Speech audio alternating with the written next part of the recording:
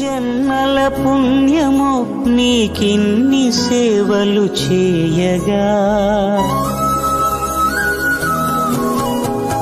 ఎన్ని జన్మల పుణ్యము నీకిన్ని సేవలు చేయగా, ఎన్ని జన్మల పుణ్యము నీకిన్ని సేవలు చేయగా.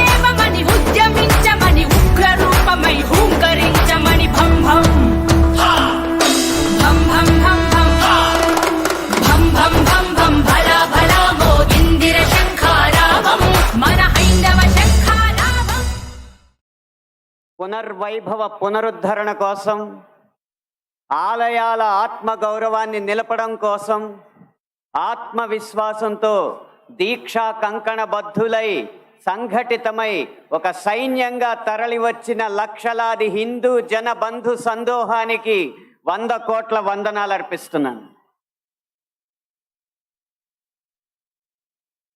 సమకాలీన సమాజంలో చలనచిత్రం అనేది కళా ప్రదర్శనకి ఒక ముఖద్వారంగా మారింది. అది వెండి తెర మీదైనా, ఉల్లి తెర మీదైనా, మన చేతుల్లో ఉన్న బుజ్జి తెర మీదైనా ఈ చలనచిత్రమే సంగీత, సాహిత్య, నృత్య, నటనాది కళారూపాల ప్రదర్శనకి ముఖద్వారంగా మారింది. అయితే వచ్చిన చిక్కల్లా ఏంటంటే చలనచిత్రం, సినిమా అనేది ఒక వ్యాపారాత్మకమైన కళాత్మకమైన వ్యాపారం. వ్యాపారానికి కళాత్మకతని, కళాత్మకకి వ్యాపారాన్ని జోడించే క్రమంలో హిందూ ధర్మానికి కళంకం కలిగిస్తూనే వస్తుందన్న సత్యాన్ని నేను బాహాటంగానే అంగీకరిస్తున్నాను.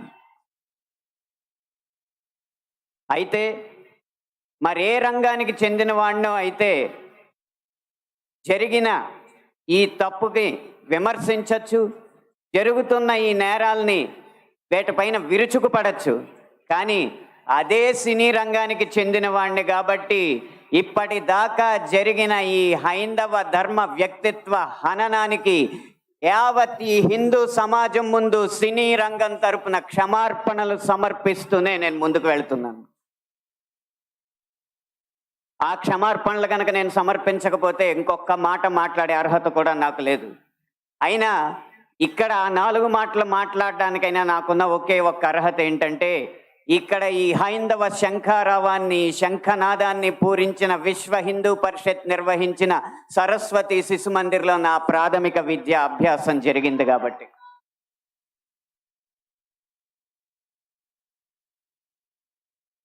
సినిమాల్లో హైందవ ధర్మం మీద దాడి ఎలా జరుగుతుంది, హైందవ ధర్మ హననం ఎలా జరుగుతుంది అనేది ఒక 3 కోణాల్లో 3-4 ఉదాహరణలో క్లుప్తంగా విభజించి వివరించే ప్రయత్నం చేస్తాను. ఇక్కడ దాడి 3 కోణాల్లో జరుగుతుంది. అందులో ఒకటి కావ్యేతిహాస పురాణాలని వక్రీకరించడం, 2 తెర మీద కనిపించే పాత్రల్లో వినిపించే పాటల్లో హైందవ ధర్మాన్ని దుర్వినియోగం చేయడం, 3 తెర వెనక మా ముందు అన్యమతస్థుల ప్రవర్తన. ఈ 3 అంశాల్లో మొదటిది కావ్య పురాణేతిహాసాల వక్రీకరణ. వాల్మీకి రామాయణం, వ్యాస భారతం భారత సాహితీ వాన్మయ శరీరానికి 2 కళ్ళ లాంటివి. కానీ అదే వ్యాస భారతాన్ని, అదే వాల్మీకి రామాయణాన్ని వినోదం కోసం వక్రీకరించిన సందర్భాలు కోకొల్లలు. గత కొన్ని సంవత్సరాల ముందు వచ్చిన చిత్రాల నుంచి నిన్న మొన్న విడుదలైన కల్కి చిత్రం వరకు కూడా కర్ణుడికి పాత్రకి అనవసరంగా ఆపాదించిన గొప్పదనాన్ని చూసి ఒక సినిమా రంగానికి చెందిన వ్యక్తిగా నేను సిగ్గుపడుతున్నాను, నిర్మోహమాటంగా చెప్తున్నాను.